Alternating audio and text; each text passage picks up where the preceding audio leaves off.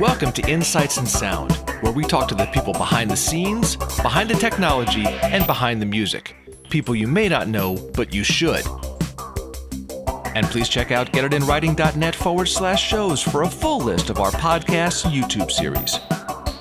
My guest is live sound engineer Leo Pisaq, phoning in from quarantine in Israel, where they're not letting him out of the house because otherwise, who knows what the hell would happen? You know, all hell breaks loose when guys like us are roaming around the streets, right? You know. Absolutely. Yeah.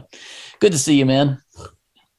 Thanks so much for having me. We have been having lots of conversations. Obviously,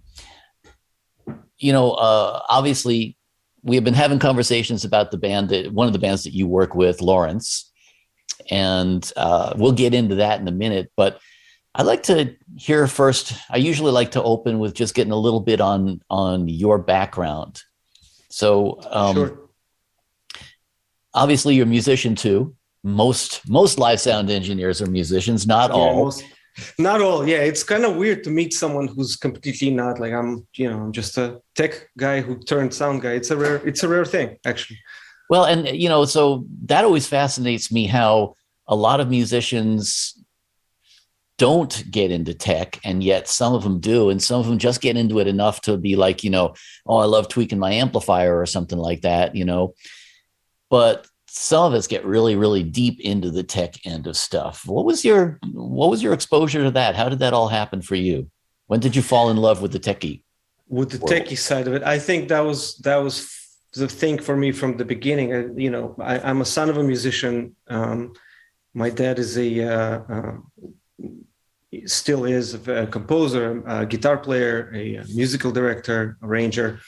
And at the time in USSR, we're talking about the early 80s, mid 80s, he was working at this club. And I remember my favorite place of all places was the control room I guess also by nature, it was pretty cool to bring your kids to work. My dad's work happened to be a evening venue or whatever it was. And yeah, control room was definitely my favorite room. And I remember all the twinkly lights and stuff. Definitely. Yeah.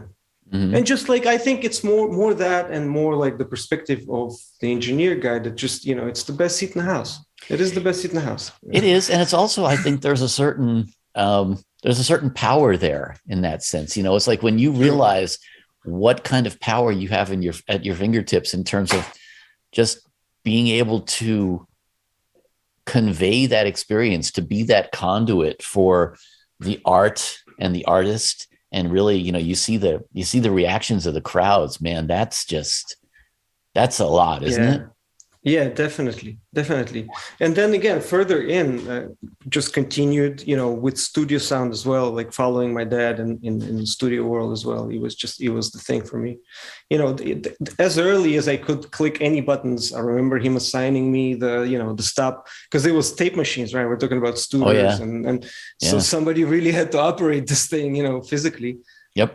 So I remember doing that as early as I can remember myself. So that's interesting too, because, for me, for example, I was drawn to the studio world and I loved making records. I still love making records and working with artists in the studio. And, there's this whole creative process of developing the song, developing the arrangement, all of that stuff.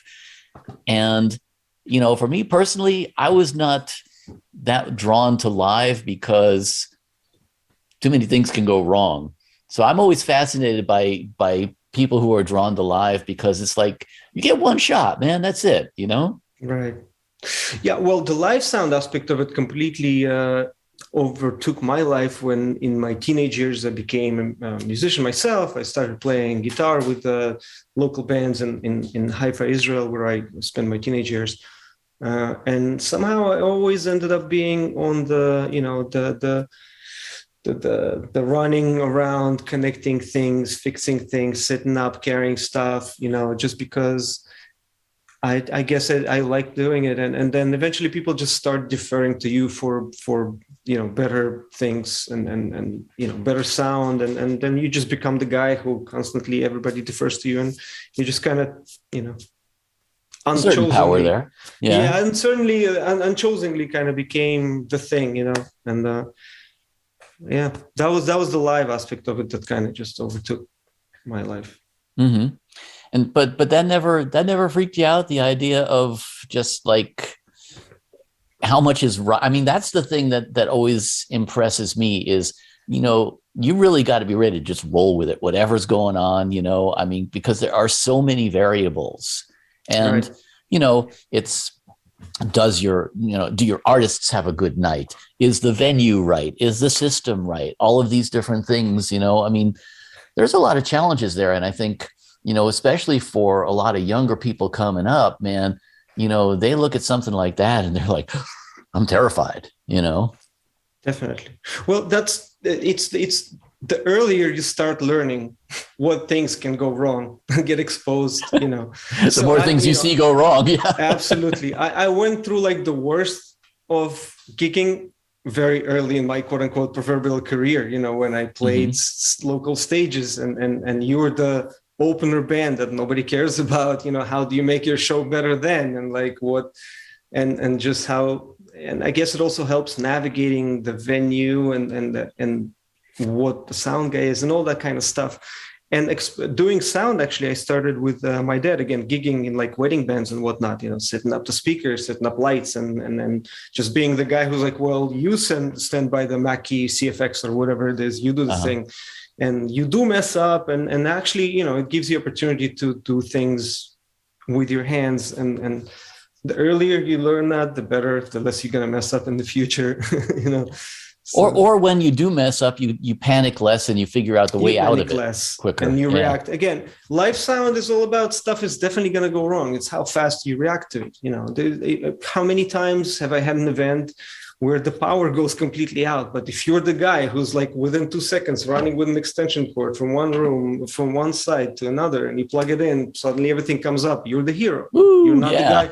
You're not the guy who messed it up because you didn't calculate your power right. You're the guy who saved the night because you had the extension cord. So it's a coin that has sides. I could see that. Yeah.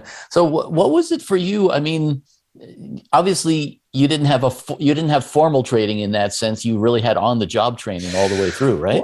Well, it is not entirely true either. I did have, my former... Did you go to school? I did go to school for actual engineering. So my further falling in love with engineering as like audio nitty and gritty. That's why when you asked me the question earlier about explaining sound to a 5-year-old or what I do, I really learned physics, electrical engineering in school. I did a college before the army in Israel also, just so I get some sort of skills. And that was, that was my actual engineering education. And right after the army, got to give him a shout out. Also local Haifa native, Noam Gingold, who's the creator of Sound Gym. I don't know if you've heard about soundgym.org or soundgym.co.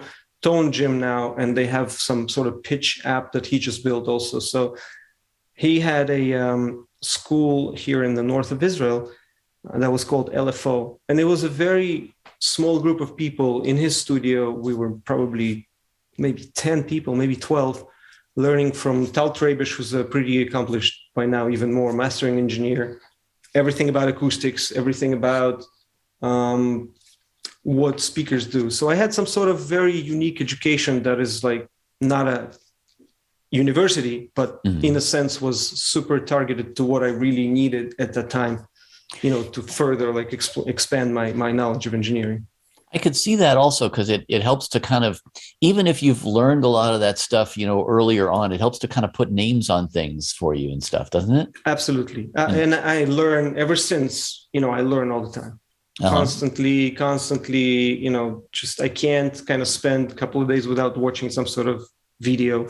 I just did for example, yesterday, 2 days ago, the DP Audio Technique did like their just line array theory. Yeah. I just, I'm not going to hang a PA in the next, who knows how many years, but I want to know what a hung PA and all this stuff does.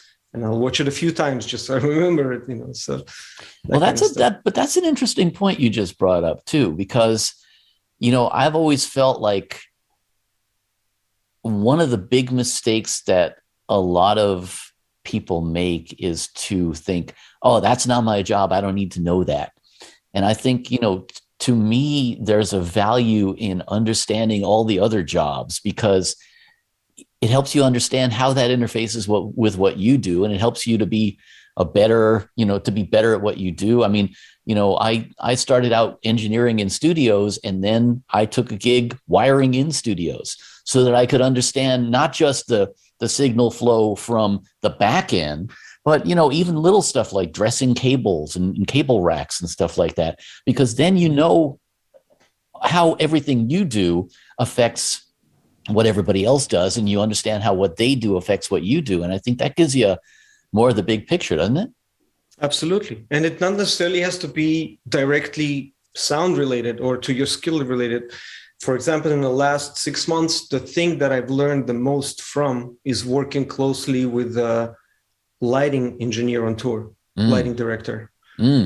Just learning more about lighting console and how their stuff is wired and programmed, and how their timing of the show is way more important in a sense than timing of an audio guy, and how they are actually playing the console, way more than, anybody else as a technician plays a proverbial console. So that was, to me, like, I knew what lights are, but working closely with someone like that and kind of having conversations and just kind of trying to see where I can contribute also, like with my skills to that too, what completely enriching experience it's just an example of things that you learn from. It's a good point, because I remember in the 80s going to an Ultravox concert, and the set designer, I just remember that I was so blown away by the set design, because they did this thing where the entire set was all this battleship gray, right? And they had everybody on different levels of risers, and everybody in the band was dressed the same, all these colors and everything. And every time they would shine different colored lights, because of the gray, it would color the lights a little bit and stuff like that. And I just remember at the time, it really struck me as how important the visuals are. And Absolutely. It's something that, again, we take for granted, especially if we're sound people. Definitely. And how different it is, again, if you have a dedicated sound lighting person who is working with cues, it kind of changes your mix too, because then you take visual cues from their show also, which kind of forces you to do cues on audio as well. And it's a beautiful thing. Again, I loved it, every moment of it. So yeah. And then, the other part of it, which I'm sure has played into your work, is learning psychology, understanding how to work with the artist, because everything that the artist does, everything that's going on, man, it's all impacted so much by what's going on mentally. Absolutely. Well, what helped the most with that part of it is that, I spent quite a few years on stage, in front of the monitor with the 58 in front of my face. Yeah. So that's a skill that, if you want to be a sound guy, get a wedge, get a 58, whatever console you have to just learn what a microphone sounds good like from a wedge, so that skill is kind of, you either have it or you don't, and that's a must. My sound check is always like all the mics open and I just walk between the mics, and if I pass the mic and I say something and it doesn't sound good, that's not good sound. But also, to your point, man, understanding what that artist is going through up there in front of that 58, understanding what they're going through when the show is happening, and all those people are looking at them. And that's, for you to be at the front of house desk and have been in that position yourself, that's going to change the way you do everything. Yeah. Again, like you said, it's as an artist, when you stand on stage, it's just lights. Even if you have, at a decent venue, you'll have enough lights for the artist not to see actually what's going on. So it is kind of just them relying on what you're doing and what's going on in their IEMs or wedges, and it's a pretty frightening spot. And if you don't kind of know, again, ahead of time what makes them comfortable, you're not going to have a really good night. So yeah, and clearly you do get to know your artists. I've seen some of the interaction there, man, and it's really, I mean, to me, that's one of the most important things, is to really understand that we're a team. We're a team, and you have to really be supporting people. Yeah. Yes. It's important to find artists also that will make you feel like a team. Then, Yeah. And if they don't, you got to learn how to make it work with an artist that doesn't really make you feel like a team, because you kind of still have to make the show happen. There's a lot. They're the boss.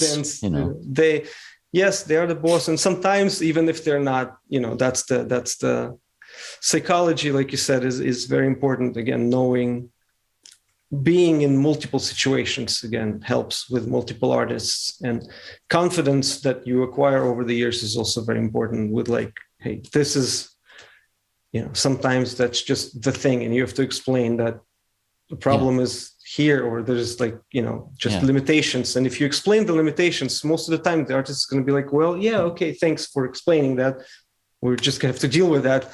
Yeah. But if they don't know what's going on, that's a much worse position. You're performing in an airplane hangar. There's only so much I can do to make you sound good, right? Yeah. But, it goes back also to conversations I've had with a lot of people about the idea that your skills are part of it, but it also comes down to your people skills. Are you a good hang? Do you know how to really get along with everybody, and not just like making good jokes and stuff, but just really that mutual respect thing? Absolutely. And it's not actually, I would say the good jokes it's a very sensitive field. You gotta feel it out. I would even more say, so to know the limitations of like how much can you invade if you're joining an artist on tour, like how much of their space can you kind of like not invade? It's not an invasion, right? You can't. How much of their space can you like use on tour? Because they're used to their sort of like bubble and what they do. And not even on tour, I'm talking about any artist that you work with, like how the limit of what you can suggest, what you can say to the drummer, like I play this, don't play that, like, and sometimes they would appreciate it and sometimes they won't. You got to feel all these things slowly. Yeah. Not only stage, it's like green room. How much time is it applicable, to be in the green room? How much time is it cool to like be not in the green room, and all these kind of things? And tour bus ethics and all of that stuff. Ethics. Yeah. And then, we also get into the whole technology thing, because obviously you've been through an era where the technology has changed like radically, and yes. And so I think, to a certain extent, it has made things easier and harder. For example, we now have the ability to play back the mix and say, here's what it sounded like last night, and use that to tune the next mix, and use that mix to say, you know what? It would be really great if when you're hitting the snare, you would do this, or whatever it is, or maybe I should move your mic or something like that. Or, and I think those kind of things, they can be really helpful. They can also be almost disempowering in certain ways, because people are going to tell you, no, there's a lot of moving parts there, no? A lot of moving virtual parts. Now at times. Yeah. That's the jump that we've made, but the comfort that it provides as far as space, how much stuff you can do in so little space nowadays is definitely nothing that anybody's going to give up from now on. So it's true. I'm glad though that I've learned everything without having that. And I think it is important for everyone to understand all of those things that are digitally represented, in a live mixer, more so than anything else, because it is different from plugins in the studio. I think that's the problem with a lot of people who come from studio world. I don't think there's a understanding. Again, I'm sorry that we're diving into like the technical part of it. No. Again, understanding of the physics of it is vastly different when you move air out of a limiter and studio monitors. Yes. Versus moving air out of, this huge line array in a room. We're talking about completely different tasks. And what the compressor, for example, is a completely different tool in a live environment. I tell people all the time that like, this is my best comparison. Sorry, we're talking about compressor, but it's a tool for kind of controlling energy in a room, whereas in the studio it's more like controlling the tonality of a mix, which is my best way to explain, how different they are as tools in a live and studio environment. Yeah. I think, generally speaking, the whole idea, and I have always believed that it's important to learn those basics. And a lot of what happens now, especially because so many people come up now learning on a DAW and learning on a computer, learning gain structure, learning those basics is so important because, you're going to be applying those rules, and that technology, man, if you don't understand those basics, it's going to come back and bite you, no matter how many great plugins you have, no matter how much automation you have. If you don't understand those basics, you're not going to really be able to use that stuff to its best advantage. Yeah, absolutely. And then again, it's all about that comfort and confidence that you also project with, like, being, you got to set something up and you got to know that it should work now.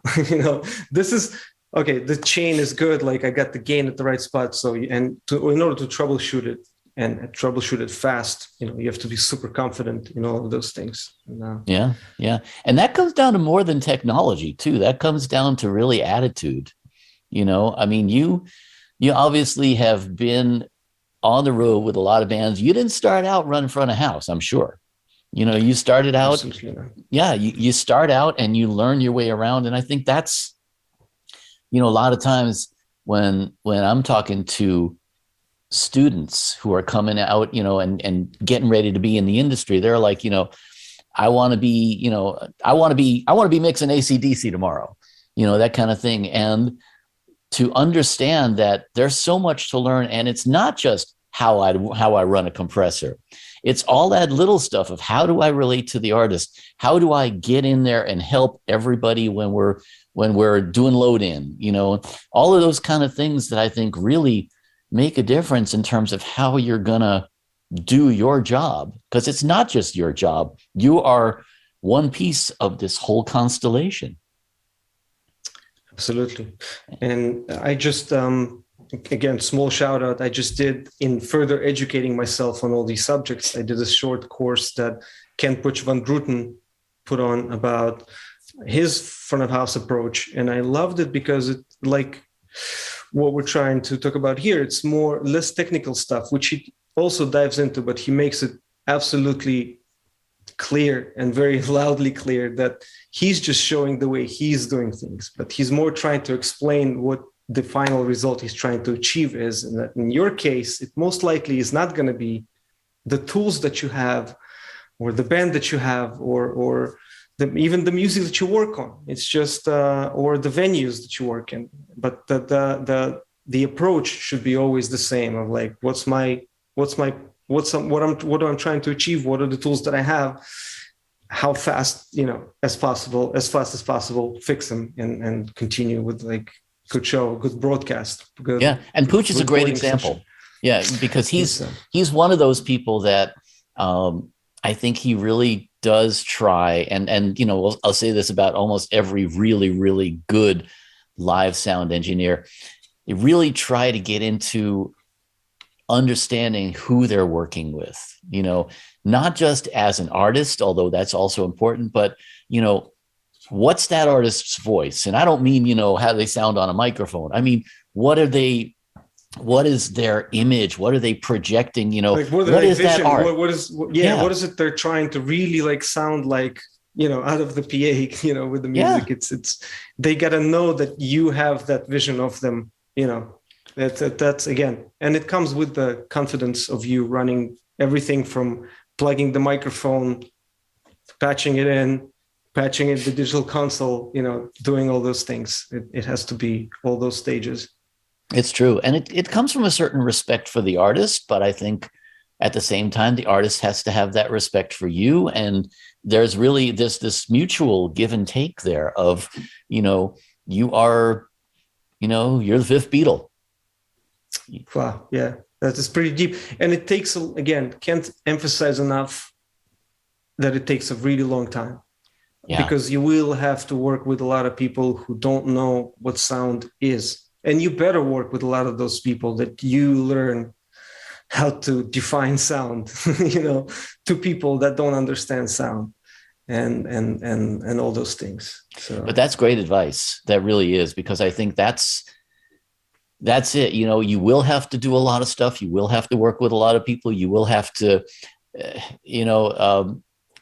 there's a great line that I remember hearing from a friend of mine one time. He said, yeah, I slept my way to the top, mostly on floors. It's like, right. Because really that's in the moving bus and flanking. Yeah, exactly. Because you're not going to get in at the top. You're going to get in at the bottom, and all of that stuff, you can't be bitter about having to do that, because all of those experiences that you're going to get all the way along, they're all going to be important to you. They're all going to teach you things. And I think by the time you get to that point where somebody is entrusting you with being the conduit between them and their audience, you should have a lot of experience beyond just knowing what fader to push. Absolutely. I got my teeth working with Hank Lane Music, which is a New York big production house that produces events in New York City and the tri-state area. Mm-hmm. And I was lucky enough to work with, and I'm not exaggerating, hundreds, if not maybe a couple of thousands of different musicians with different instruments. And just developing the language with the singers. I'm very close with all the singers that I work with.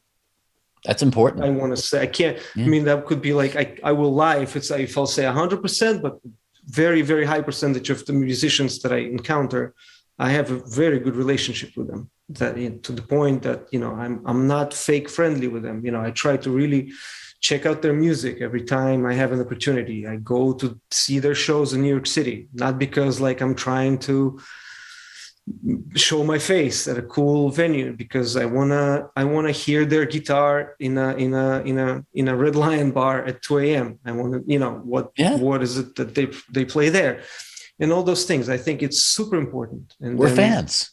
We are. Yeah, you got to be a fan of what you do. Yeah, absolutely. Yeah, it's true, because I think if you're not going to have that passion to really want to make them sound better, or sound as good as they can. Let's put it that way. Absolutely. Yeah. And another good place where I cut my teeth on working with a lot of, and being thrown a lot of weird stuff at, is an open mic that I did for quite a few years, where also, many, many talented singers would show up, but some would be not so talented. And a lot of weird instruments, like somebody would show up last minute, and it did happen with vibraphone, lap steel guitar, pedal steel, all these things last minute that is like, oh, it's cool, but you're the guy who has to make it work nice, in the room. It's and you can't be like, whoa, I can't, what are we, right. I don't know how to mic up an oud, Yes. So all these things are important. And the more things you throw yourself at, the more things you encounter, the more confidence you gain, the more people will see it, Yeah. And that's good advice. I mean, especially for a lot of the younger people coming up, man, that's great advice. Just be open to it all, man, because, absolutely. So many people, they think they know exactly what they want to do. And they feel like, no, this is not the direction I want to go. This is getting in my way. And a lot of times, man, that stuff comes back for you later on, and you're glad you had that experience. Yeah. Yeah. And now that I reminded myself, I can't wait for the open mic to come back, because it was kind of postponed due to the whole, I'm not going to say the word.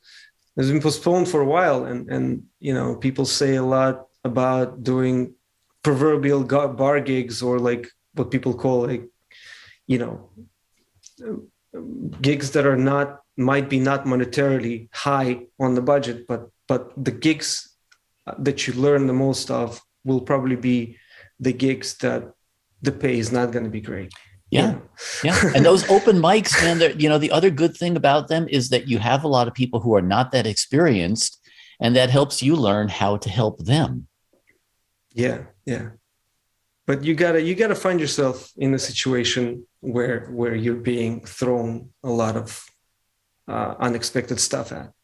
Yeah, that's true. Yeah, that's probably a lot of fun, man. I mean, I've only been on the other side of those open mics, but that's got to be really an exercise in learning to be versatile. Yeah, yeah, and also the aspect of it that is like, again, these are not high stress environments, and you can kind of sort of take your time doing it, but the goal is for it to be, that you are not there. That's also, a point that a lot of people don't understand, that, there's almost never a glamorous spot for, a sound engineer. You will probably be thanked by, maybe the artist that you work with, or maybe a few people that are also sound people in the room, or no production. But it's a pretty lonely spot. It's in a sense of, when you're in the room, when you're the person, the guy or a girl who's in charge of it, you're most likely the only, or if you have maybe A2 with you, or somebody, maybe, that there's only a few people who will share your passion to sound in the room at any given moment. So, and nobody's shining a spotlight on you. Yeah. So every time you find somebody who's passionate about sound, hold on to those people. Cherish those advice, people. Man. Yeah, cherish those people who understand sound, because they will be the people who will tell other people that sound. That's good advice. Yeah. You never know where it comes from too. So yeah. Leo Pisaq, thank you for being my guest. Oh, very, very glad we got to do this. It was been a pleasure. Been a pleasure. Thanks so much for having me. Hey, I'm Daniel Keller. Don't forget to hit the subscribe button and join us each week for Insights in Sound.